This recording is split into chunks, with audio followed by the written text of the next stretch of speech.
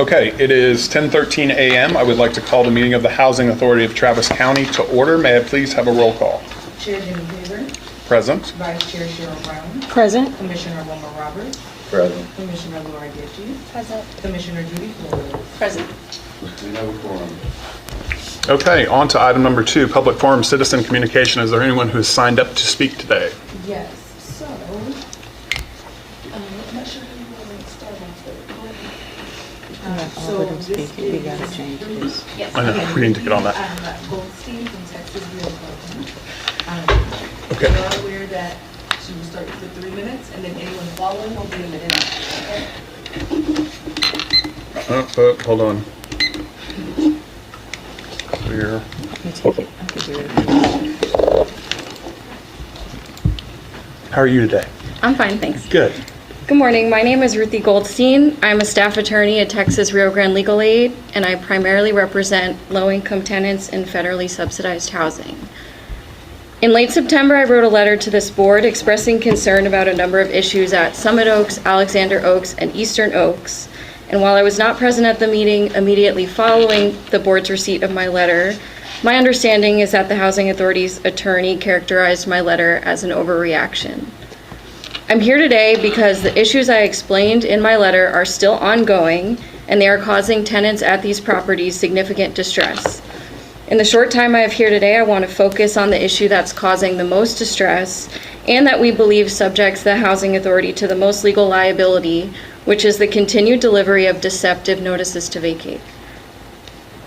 Since the last board meeting, a number of tenants at Alexander Oaks received notices to vacate for non-payment of their security deposits. And these are tenants who have been living at the property for years. Just to provide context for those who are not aware of what a notice to vacate is, a notice to vacate is generally the first step in the eviction process. It's a notice that says you, the tenant, have breached your lease. You have 30 days to leave or we will file for eviction against you. And there are some important issues with these notices. First and most importantly, these notices were wrong. The tenants who received these notices did in fact pay their security deposits at move-in years ago, and management later confirmed via email to me that their system was incorrectly showing the deposits were unpaid. Nevertheless, I met one tenant, and there could be more, who paid the deposit a second time just out of fear of being evicted.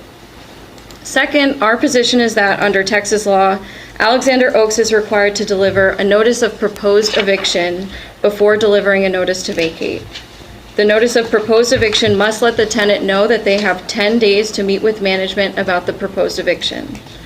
None of my clients have received this notice before receiving a notice to vacate. Instead, they were surprised with a notice to vacate telling them they had to move or be evicted. Not only is it cruel and misleading to continually give notices to vacate to tenants listing amounts that they don't actually owe, we believe issuing notices like this puts the Housing Authority at risk of legal liability under laws like the Texas Deceptive Trade Practices Act. To address this issue, we're asking the board to instruct on-site management that notices to vacate are to be delivered only as a last resort and only when the tenant has actually breached their lease. To ensure management delivers notices of proposed eviction prior to delivering notices to vacate in accordance with Texas law, and to ensure that staff confirm that the sums listed in the notices to vacate for non-payment of rent are truly accurate. Thank you for your time. Thank you.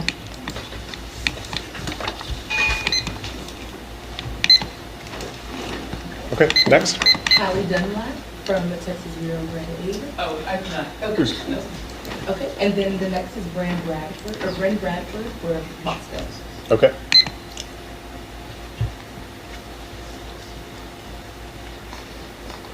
Good morning. morning. Good morning. You guys have seen me already. But just to remind you, I am a tenant organizer at Basta. Earlier this year, I started attending these meetings to share individual issues that tenants and HATC properties are experiencing. But today I'm here to highlight some of the stories of a majority of tenants living at HATC Oaks properties, especially those living at Alexander Oaks.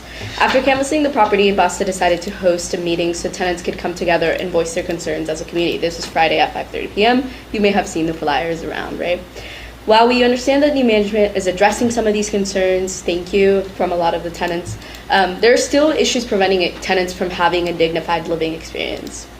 Right, I want to paint you a picture. You haven't had consistent access to management for years, and finally, new management arrives, right? Exciting, right? You might get access to amenities, support, maybe even your tenant file. You feel hopeful while chatting with management after a workout because now you have access to the gym, right? But you get threatened with a lease violation, and a lot of the times they tell you to be grateful to live here because people would fight to be in your position. And then you get home and realize that you have an outstanding balance for rent that you have actually paid, right? These are real words that tenants at Alexander Oaks have heard while disputing egregious lease violations. Some from a lease they've never even seen. One tenant was threatened with a violation just for having a plate on a stove that was off after the manager interrupted the tenant at lunchtime. Another was threatened with a lease violation for forgetting trash outside of the doorway. Another was sworn their car would be towed because it was broken down, and and even though they're actively working on it, and even though they're struggling to pay rent, they are not able to afford these car repairs. Thus, they're not able to afford a towing fee, right? These tenants, like many other, are paying out of pocket to fix issues in their units because they don't trust management to send maintenance on time.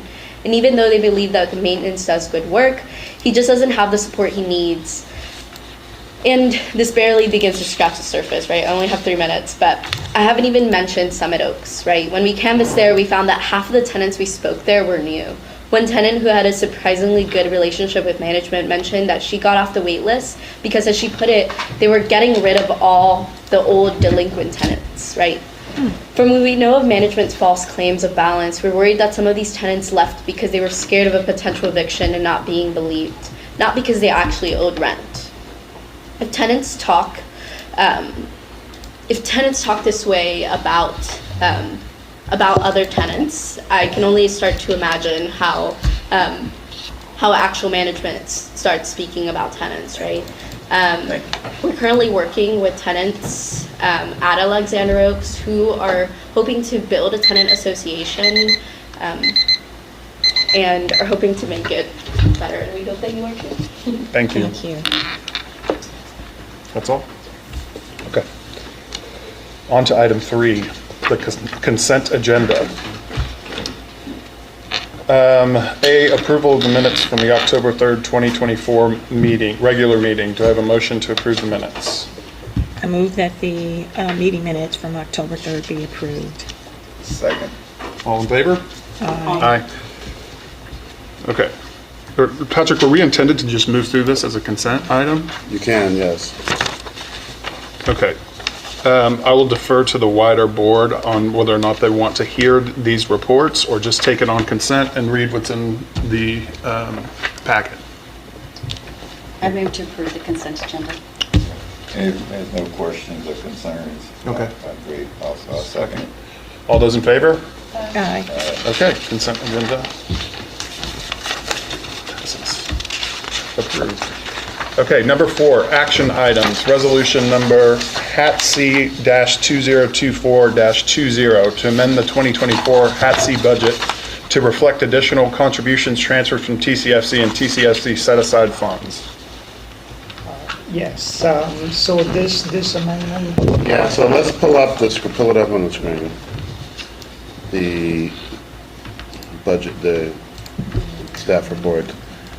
So it came to our attention, obviously, and this is that in the past we have made notes relative to changes in the budget and reflected those on the financials, but it did warrant, because of the substantial nature of some of the changes in terms of the funding, that we bring to you an official amendment to the budget to reflect those changes that have been reflected in the financial reports. So this is what this will do. And so we're going to pull up the report so that we can just peruse through this. Okay. But essentially, this is codifying and reflecting those things that have been reflected in most of the reports that you've seen, financial reports. You know what page Year it's to on? date. Reports, December. It'll be, hold on. So if you go to the bookmark on the left-hand There's no side, page numbers. At the top, yeah. I can't see them if they're there. Oh, there you Oh, go. there it is. but we will also. 25? 45. 45, okay. Okay, and Kevin will be pulling up the next, you can move to the next slide. So where do you want him to start? Yeah, that is Okay. fine. Background information. It's got 4 items that it amends. One of them is, the first one is transfer of $686,000 to HATC from TCFC for the shortfalls at the properties, and also cover the grant overages in the COC grant. So that's a total of $686,204. And then the second item is just adding a budget line for capital outlay vehicle purchase in the HATC budget. This is just adding a budget line. We don't really need the funds because we expect there will be savings in other line items that we can tap into. And then the third one is a contribution of 1.75 million from the TCFC set aside for the rehab of Carson Creek duplexes. And the fourth one, I guess that's the third, and then the second part of the third is the obligation of $2 million from the TCFC set aside for the gap financing. And the fourth item is just updating the TCFC projections. The revenue projections were quite off from the actuals, so we are just updating it to bring it closer to what the actuals are. Okay. So what's the total amount that we would be transferring from TCFC to HATC? Well, for the TCFC is 686. From the TCFC set aside, it's 3 million something, 3.75. 7.2, yeah. Yeah. And just know that you all have you've all codified this through resolution, but the budget never reflected such. It was only on the financials. Right. And so this is kind of after the fact, but I mean, Clean up. Yeah, I've seen this before. Any questions? No. Yeah, motion, you need a motion? Yes. I so moved. My second. All those in favor? Aye. Aye.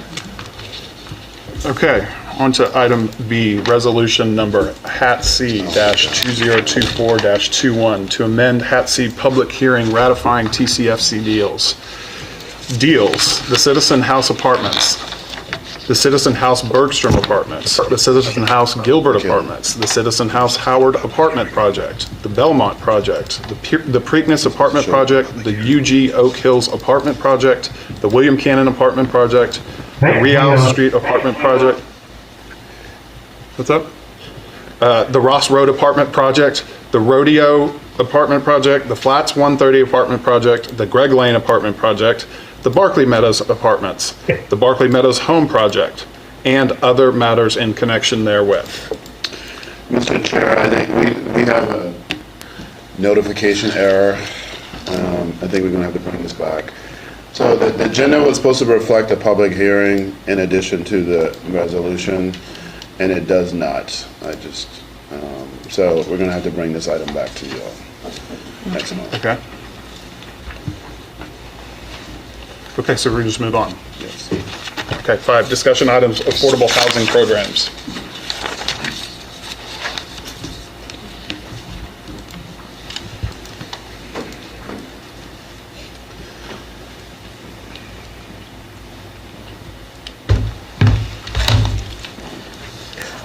Hello, hi, good morning, all board members. Let's see. I have here Corey, just with a follow-up response to Texas Granted Legal Aid's notice that we received back in September. He's here to give us a little bit more insight on what we've been doing throughout the properties itself.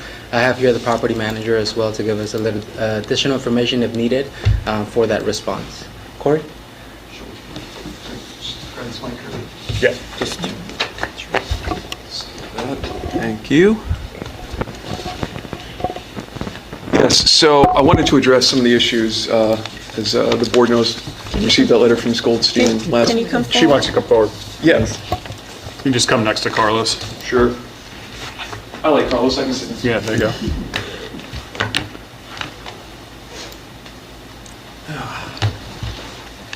Yeah, I wanted to address some of the issues Ms. Goldstein brought up. As far as the security deposit issue, these were issues that all came up in September. As of October, notices went out October the 7th, giving the residents notice that they had balances due to the extent that they did. And then notices to vacate were delivered subsequently after that, after the 10-day period had expired. So those notices had gone out. I believe the information here is just old. I'm also understand that Carlton went through and did an extensive audit of a number of resident files, resulting in a significant reduction of some of the balances. And it's, you know, it's kind of like y'all were talking about earlier with that two-way street, where they're going back and doing the audits on the files, but also have had success now in following up with residents and getting the information that they need for the recertifications. And so there were some real successes. For instance, there was one resident had a $7,000 balance because she just hadn't provided the documentation. And after they got everything and got it done, she now has $147 credit. And, you know, there's another one that it's got went up from about $2,500 down to $1,173 and is now on a $250 biweekly payment plan and is on that plan. And with those residents that are making those plans, those payment plans, there's no intention to go ahead and give the note, to do anything to evict them. To the extent that there are notices being delivered, this is being done to comply with the law. But external conversations are happening with management to let the resident know, like, hey, I'm giving this to you, but we know you're on a payment plan. Or we're just making sure this is the backstop, you know, to ensure that we're getting the right thing done. So are you telling us that the letter of the law was followed completely in terms of 10-day notices and then notices to vacate? So there were the format of some of the notice of the 10-day notice. There needs to be some tweaking there, Okay. but there was a reminder notice sent out, and I'm going to be in touch with Carlton about making sure that we get that exact right thing done moving forward. So the documentation is being done, is what you're saying. It's just that it's a lapse. It's not that it doesn't, to the letter of the law, I think the spirit is accomplished, but you're right, the letter of the law, I think there's a little wiggle room there. But Right. again, I'm aware of exactly what needs to be done, and that's going to be corrected for next month. Okay. We heard mention of a notice of proposed eviction. Is that something that we're required to do? Is it something we're doing? Could you speak to that a little? I'm not I believe what she's referring to, this is a HUD regulation, and basically, anytime you have to intend to terminate a tenant, to be specific, this is also a project-based Section 8 properties, anything, and y'all do have a mix in your portfolio, so this is only HUD, project-based rental assistance, or RAD developments would have to do this. But in those scenarios, basically, you give an initial notice that tells the resident, hey, I am proposing to terminate your tenancy here. You have 10 days to come meet with me, or basically to contact me to arrange a meeting. And then that's a meeting is just designed to be a discussion, so that way everyone makes sure they're on the same page, or if the resident believes that there was something done in error or information not taken into account, they can do that at that meeting. Once that is accomplished, then at that point, that is when, after that has happened, that's when you give the 30-day notice. If there's no response, you can give the 30-day notice if they don't request it within that window. But that's what's, I believe she's speaking to. And again, that's one of the notices. Again, the reminder notice went out. I don't think it had everything it needed to have as far as making that as crystal clear as it needs to be, and that will be fixed. Okay. The spirit of the law is there, is basically what you're saying. It's just that there's been some mechanisms and There's certain language that needs to be in the notice to make it a little more clear about that meeting opportunity. Okay, so, and you're gonna rectify that and ensure it does, okay. I've done that sort of notice for many clients over the years, and it's a very light lift. And then one other comment that was made earlier that I want to make sure that I understand.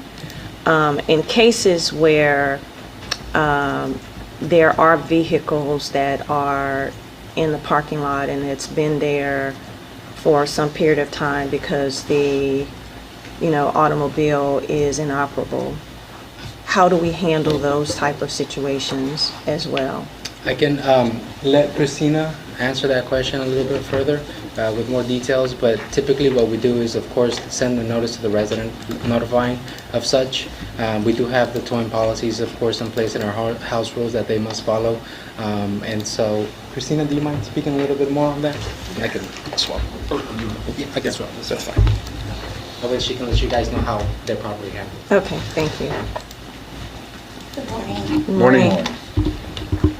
So basically, we have our towing company come out and they will tag all abandoned and inoperable or inspired tags vehicles. And then once the resident comes in and say, that's my vehicle, we'll give them the time that they need to rectify that. Like get on a time frame. Okay, well, I think I should get it done within 2 months. Okay, well, we'll give you that time that you need, but in 2 months, we expect the vehicle to be moved, fixed, and back into par as far as with the law, with the tags and everything like that. But they do have time to come in and make arrangements on extending the time frame that is allowed as far as the towing. And then once, our towing does not pick up any cars without coming through us first. So we give the resident plenty enough time to come and based off of their schedule and their budget that they're working with, to come in and to fix their cars and get it back. If they never come in and talk to management, when do you tow it?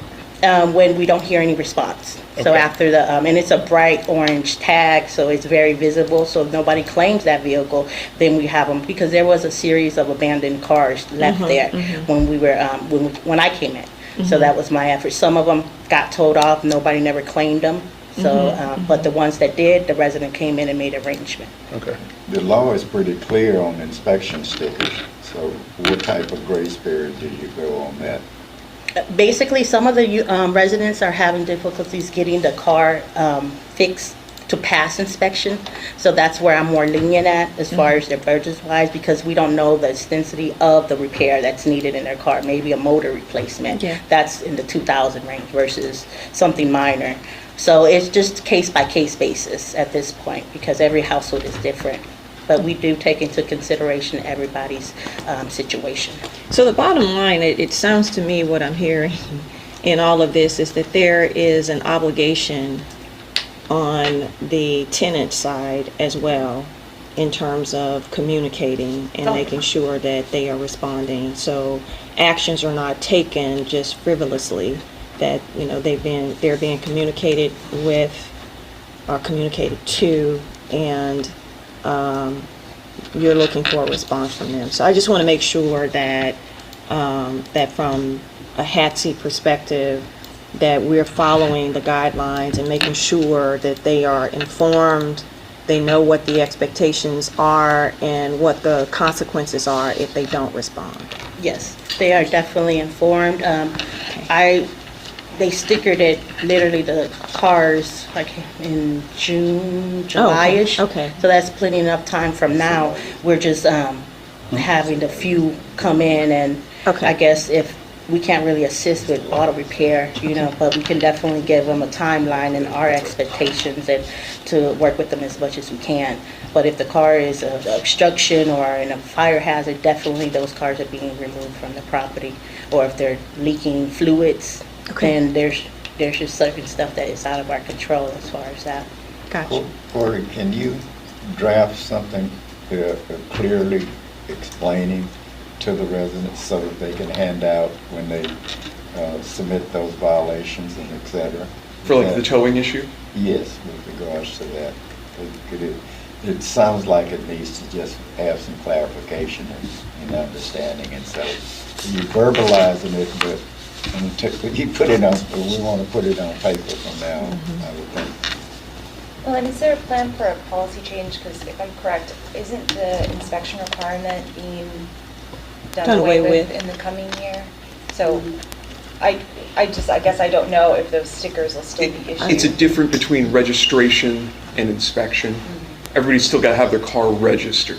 And so that is going to be an ongoing obligation for everybody, because we all got to pay our taxes, right? It'll still produce like a sticker that has. Yeah, a date on it. we're all still going to have stickers, right, but it'll just be different than the inspection. And then the other issue is that some counties will still also require inspections. I believe Travis County and Williamson County are among those. Yeah. So I anticipate this is still going to be an issue. Okay, Thank you. all right. I had one other thing, just to address your issue, Ms. Brown. You were talking about like making sure expectations are met. There's a huge list. One of the things that came up last month was like, you know, as far as making sure that residents knew sort of the rules of the road and everybody knew what their obligations were. I just wanted to share with you, like, this is, may I? Sure. This is just a copy. This is a super simple. HUD requires a lot of documents to be given that if you looked at would make your eyes bleed.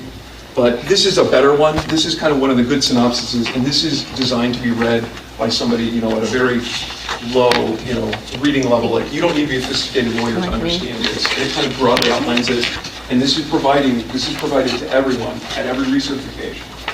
And it is among a number of other documents, but I like this one just because it's so readable and so accessible, and it tells them about their rights, and it tells them about HATC's obligations.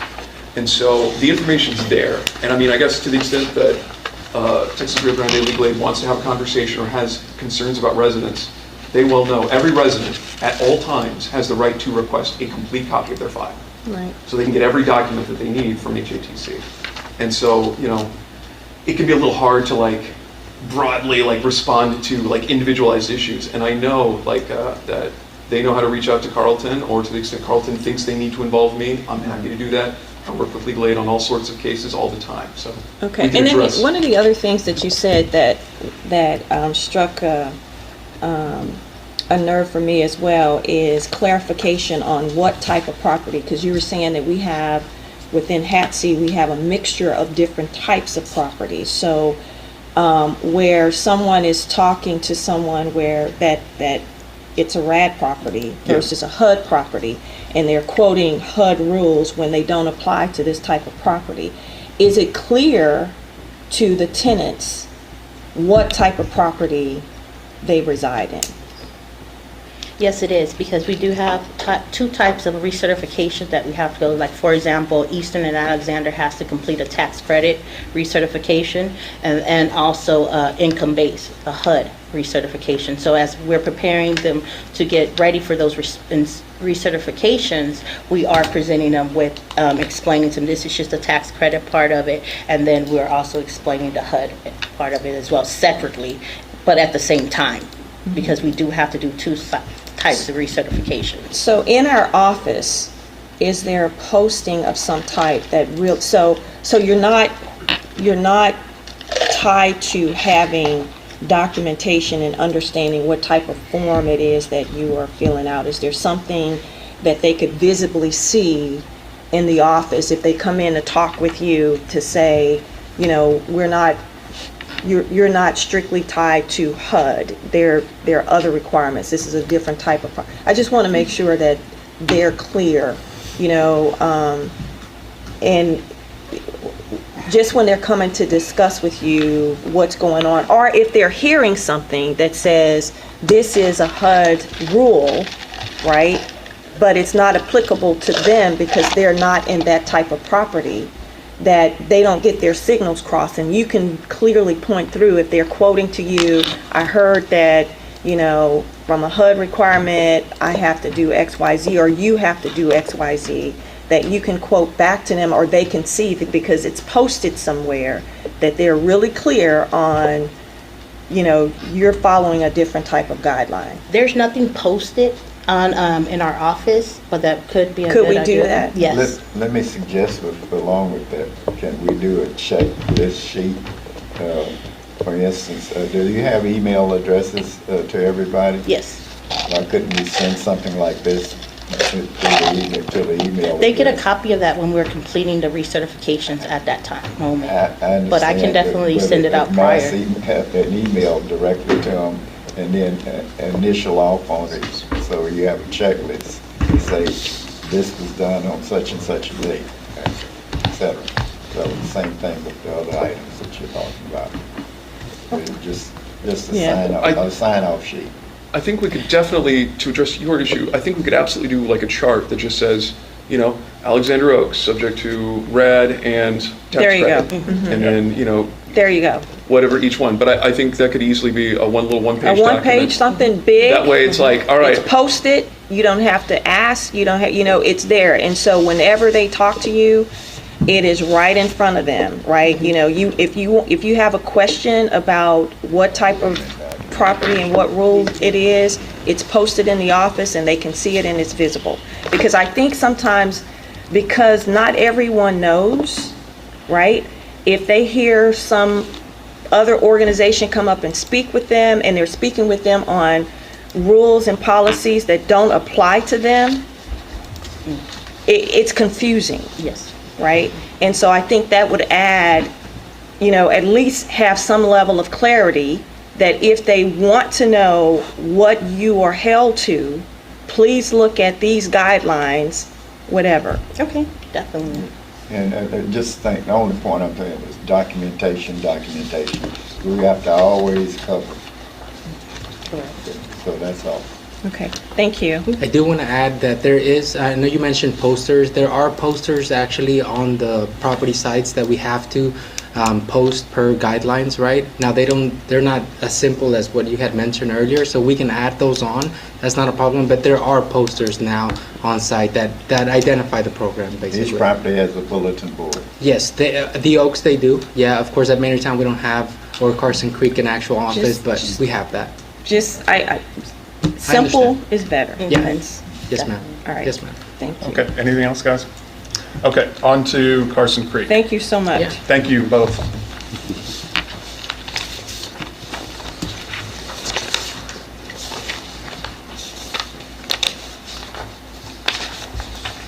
And if you don't mind, I'll just stay here, if that's okay with you. That's good. We are actually at 67% completion. We actually ran into a couple of bumps down the road. We had an issue with the first electrician that we had. He was taking about a month or a month and a half or so to get some of the permits out. Our contractor, Michael, did have someone on the back end. He did start working on the other projects while the other one was still waiting for those permits. We did serve the 72-hour notice. He is continuing with the other electrician. We as well are experiencing a delay with the countertops as well. He just recently received notification that there's a 6 to 8 week delay on it, so now we're pushed back to a January 1st move-in. I did provide over a letter to you guys on the board packet that gives us or outlines the phase-in that we're gonna have for the move-ins. We're gonna start moving 2 buildings at a time. The first week of January, we'll be moving in buildings 1300, 1302. Then the second week, we'll be going with 9500, 9502, 9504, 9510, and then lastly 1410 and 9603. Those last 2 buildings, we've just been experiencing a little bit more issues with them, so that's why we pushed them a little back there towards the end there. Now, Michael is searching for another vendor, so he's actually getting somebody to give us quotes for maybe quartz or possible granite countertops, something that we can expedite a little faster. And so as soon as I hear word back from him, of course, I'll make sure and notify the residents about it. We're still holding those meetings with the residents. This week, we held a meeting with them. Christina was there present with us, as well as Arlene. We did give them updates on what's been going on at the property, providing updated pictures as well so that they can see the progress. We did let them know that if in case we did get some improvements with the countertops, that we would be able to notify them, although I know that it may be within the holidays that we may potentially move them in. Now, they do have the option, of course, to stay where they're at. Regardless, we're paying for the 6-month leases, and so if they want to wait, they're more than welcome to, just to voice it on the next held meeting that we're going to have. Okay. Any questions? Carlos, on the countertops, will there be a change order if there's a price difference? Yes, ma'am. I'm still yet to hear from the contractor, but yes. Did you include any pictures or any updates in the board packet? I did. Oh, Yes, you sir. did? Okay, great. I'll take a look at that. Any questions? Yeah, there's some of them. Yeah, some of that is the interior work. The interior paint on all the units has already been completed. The flooring's been taken out.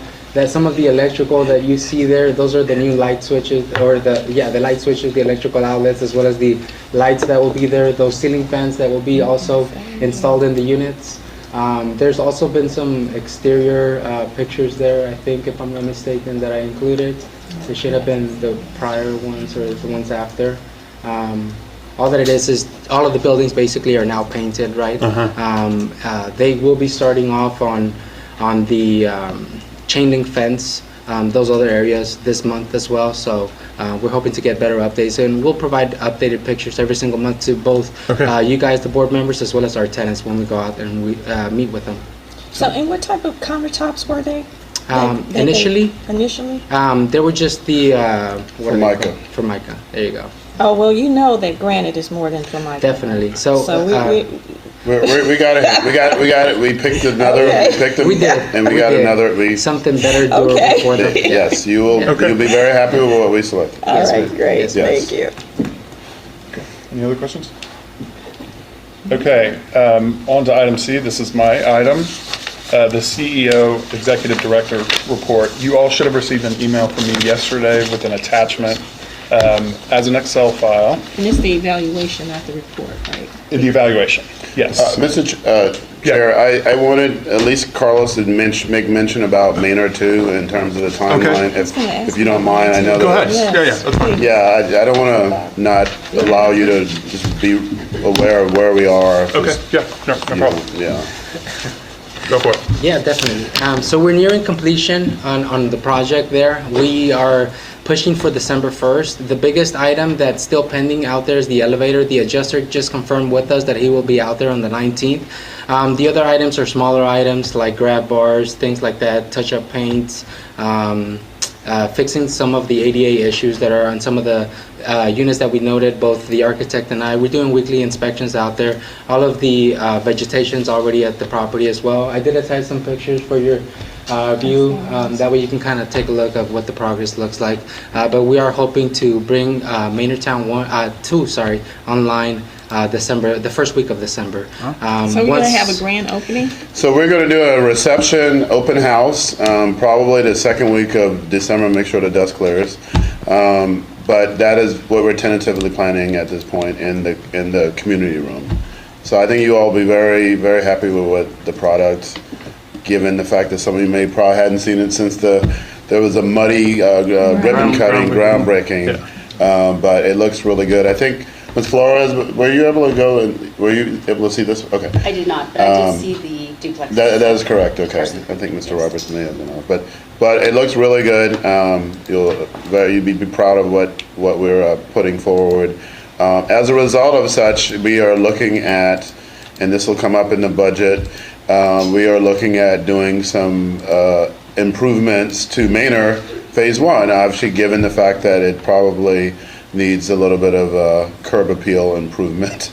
But that being said, that'll come before you, obviously, doing the budget. What about the slabs issues? Has it been resolved yet?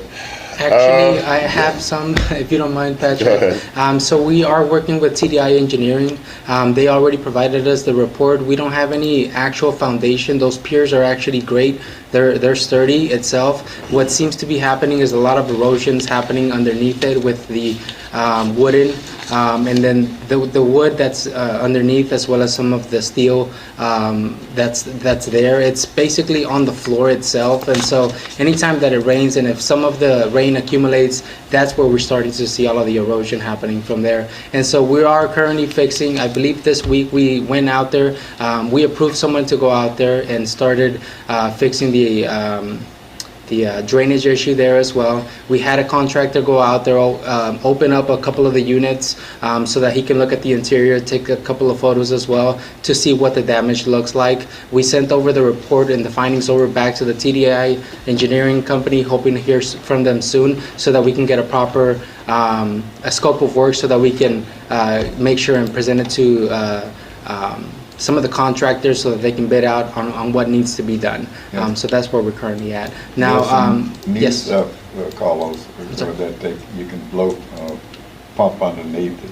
It's not necessarily concrete, but it hardens like concrete. So look at some of that and maybe save some costs there. Okay. Carlos and Christina, I wanted to say congratulations on your occupancy levels. Thank you. Great job. Thank you. We are working pretty hard trying to get everything caught up as much as possible. We're hoping that 2025 is going to look a lot better for sure. We're finishing cleaning up. We have a couple of recertifications still pending, things like that that are left, kind of stranded. But our team is definitely working pretty hard to make sure that we're there. In the voucher department, to be transparent, we always lease to our capacity or try to lease to our capacity. We still have some special projects that need to be leased. We're just having some difficulty getting those referrals, so it's perfectly okay to just continue to lease in the project so that we get funded fully for the next year. So thank you. Okay, anything else? Yeah, Sure. Thank you. Thank you for the update. Maybe later. I was going to ask on Maybe name, later. but I was Okay. gonna- Well, I was going to talk about the budget workshop when we get to new finance. Okay. Thank you, guys. Thanks. Thank you guys very much. Okay, on to item C. Everyone should have received an email from me yesterday with the evaluation attached. And so from today, if you can just have it back to me within 2 weeks. We also developed a 5-question survey that will go out to HATC employees. And so we'll get hopefully some feedback from that too, to contextualize all of this. I will take the information after those 2 weeks, compile it, put it all together. Cheryl and I will talk, and then we'll go from there. So, but at our December 5th meeting, we will be performing the evaluation. So we are disregarding training that we've had in the sense that Patrick only works for us. He Right. doesn't work for the Yeah, that's all employees. cleaned up. Okay. So we took out all references to SHFC, all of that. So, Yeah, I it will only be our input that determines the Yeah, but evaluation. you're getting employees' input in this. Is that, I've never been evaluated by my employees. Yeah. It's not an evaluation. It's not an input. evaluation, it's just a survey, just in order to get, and it's just gonna go out like a, whatever a survey would. Electronically, they can write in some information on, I think, 3 of the questions. But in terms of its basis and what this board's action is, it's purely informational. So that's all. I don't agree with it, but, Yeah. That's fine. It should be a board decision, but that's okay. Okay. Any other questions about that? Okay, on to board committee reports. So I do have one question, since Yeah. this is since Mr. Howard's role is a public role, is it appropriate for us to share the content of the evaluation publicly? I think we should probably. I think it's actually, I think he's immune from that. yeah, I think because he has the right to either go into an executive session or to have it be held in an open meeting. No, not the evaluation itself, but how he's being, what is it that we're evaluating him on? Should the public be allowed to see the constructs of the evaluation? That's a question for past president and Well, maybe every Charles. place that I've ever worked, there's There's no no- open valuations. As a matter of fact, a lot of agencies and governmental entities have restrictions and firewalls, and you can't even see it unless you're a member of the evaluating board or the chairman of the board or a entity. So The answer is going to be statutory. Yeah. Like, it'll say, and it might be the case where it can be either an executive session or an open session. Right. But the actual documents that we make might be public record. Yeah, that's what I'm asking, the documents themselves, not his evaluation per se, but Yeah, the but we were document. looking at that, and I think that's part of the clarification that we, in the, what's the document that we're preparing? Well, the bylaws wouldn't change Bylaws, statute. et cetera, that says that, because I don't want to run into a problem like what we had a year or so Last year, ago. yeah. Yeah, where people coming as a citizen to evaluate, but that's part of the, I think, the bylaw. Why don't we ask Charles, why don't we do this? I will ask Charles to give us an evaluation based on these comments. And we'll just see what we get back. Yeah, that sounds good. Okay. Yeah, I just want to make sure that, you know. And we'll try to because- distinguish between the open meeting and the documents. Yeah, you know. it's the documents that I'm talking about, Right. not the evaluation Yeah, itself. And I understand just, That's Yeah. not generally a public document, okay? okay, I don't know, that's why I asked. This was also because it last was- year a little gray. It was Yeah. really great for me last Yeah. year, and there was a lot of questions in terms of the document itself being made available and reviewed publicly, so I It got just. very procedural. It really did, and I just want to make sure that if we are, you know, we spend a lot of time working on it. Right. And if there is an obligation, you know, from the board to share the document, not his evaluation, but the document by which he's being evaluated publicly, if we are obligated to do that, then I want to make sure that we I follow that understand. rule. Okay. So if I could just share one The thing. answer will be there. Yeah, so I've been in government for 30 years. I've been in city government primarily, and so obviously you're a public entity, and there's things that you can always request as a public, request for public information, but there's a difference between it being available and it being published. Right. So the city manager, you can go back, you don't see the evaluation public, you don't see it posted, but someone can request information and some of that will be redacted. But, so as it relates to the responsibility to publish, absolutely not. Yeah. I mean, the reality of the situation is every single document we produce here to some degree, and I'm not the attorney speaking on it from that standpoint, there is some level of responsibility we have to expose ourselves and be transparent as it relates to information and the like. So obviously there's a degree of that that always exists. Okay. Public corporation, that's ours. Yeah, I just remember last year, when I tried sharing the form with members of the board, it became a big deal that it was something that we didn't share publicly. And that's my only point. I think you got it, and we'll go from there. Well, the context in the bylaws and et cetera, so. We can, but again, bylaws are never going to change statute. If we have to That's make it, correct. and you bring up a very good point, Patrick. There's a big difference between do we have to like post this on our website or share it publicly, or is it made available if there is a Public Information Act request? And those are different questions. That is correct. Yes. Okay. But not their bylaw, like we can't change that with bylaws. Gotcha, yeah. So just keep us honest, that's all, that's all I'm asking. Thank you. Okay. On to board committee reports. Governance, Finance, and Administration Committee. Is there a Great report? segue. The governance committee did meet. I don't know if you all want to sort of share where you are, but We have a draft together of new bylaws. We're doing our final review and we expect to be able to present it at the next board meeting. Wonderful, thank you. Okay. 50th Anniversary Committee. Yeah, we met and we talked about somewhere between $25,000 and $40,000 from the foundation.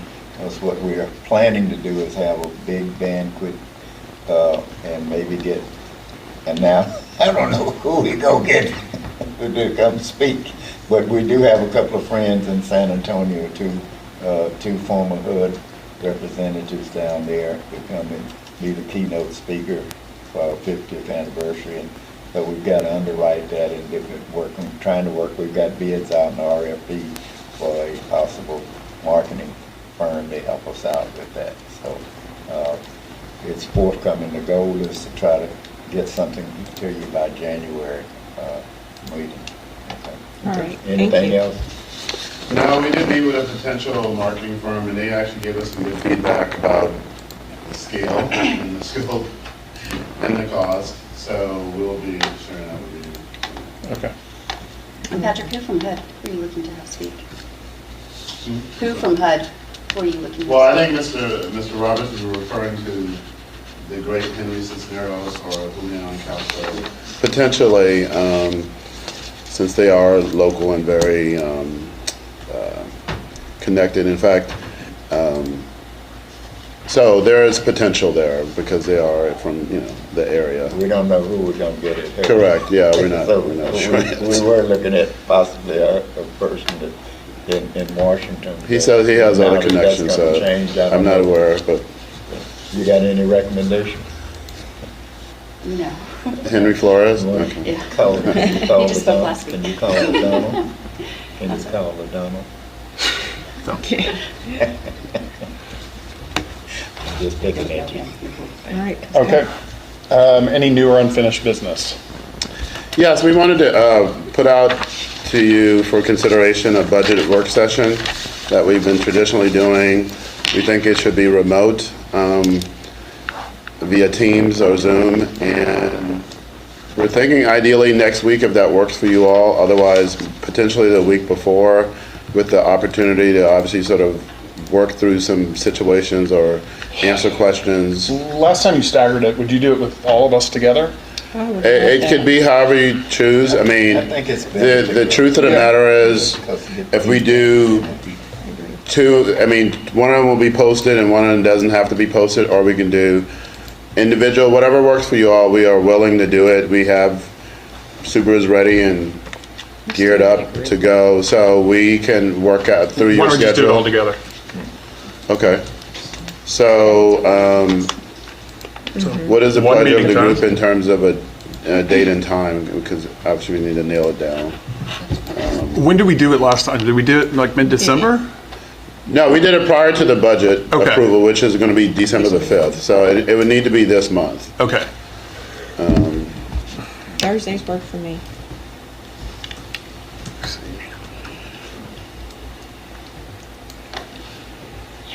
We got the 12th, the 19th, and the 26th. Oh, no, wait, I'm in December, sorry. 7th, 14th, 21st, 28th. 7th's already gone. So Well, the 20th is Thanksgiving, but the 14th and the 21st are Thursdays. Well, it was the anticipated time frame. Next week. I'm talking about time. Oh, we next can do it in probably 45 minutes or so, an hour. Okay, 14th or the 21st. Super say he needs 2 hours plus. No, I know. Okay. So maybe an hour.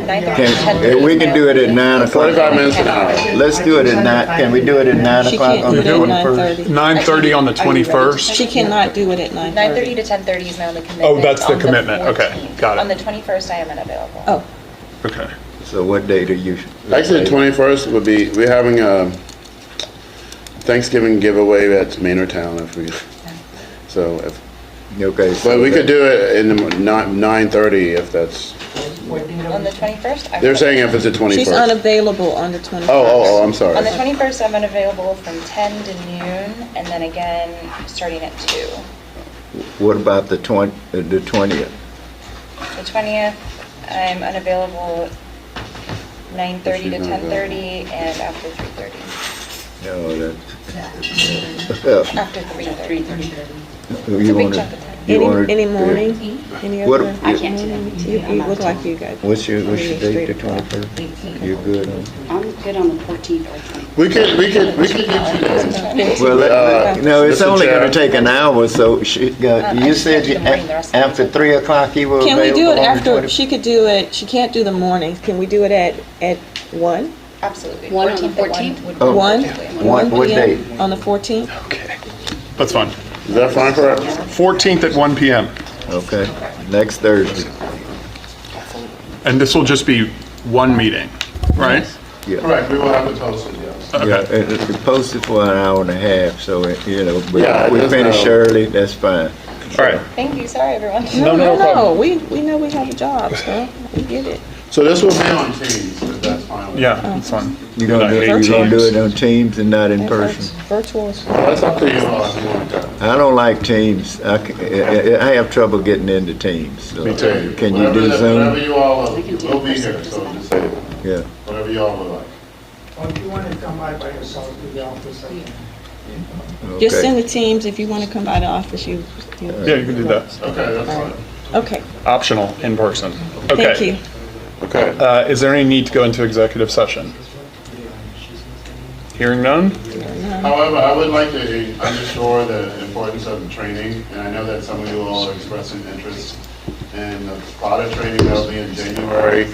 I just want to let you all know also that Texas NARA will have their conference this year in February in Austin. So it's the 10th through the 13th of February, and part of that will be a legislative day where we go, well, in this case, the Texas Capitol to sort of lobby our leadership. But it'll be in Austin, so I think we certainly want to encourage you all to do that if you can't make the Florida conference. Okay. Okay. Do I have a motion to adjourn? I move that we adjourn the meeting. I second. All those in favor? Everybody rush. Aye. I can't Meeting is believe adjourned. we're done at 11:08. Look at us. I'm so glad.